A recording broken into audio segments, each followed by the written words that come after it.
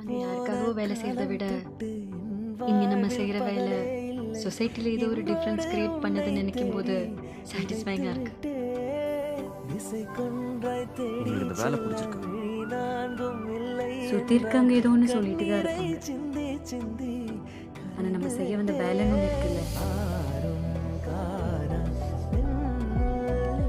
அப்போ மரியாதைலாம் எதிர்பார்க்க கூடாதுங்கிறீங்க? All I'm saying is just hang in there.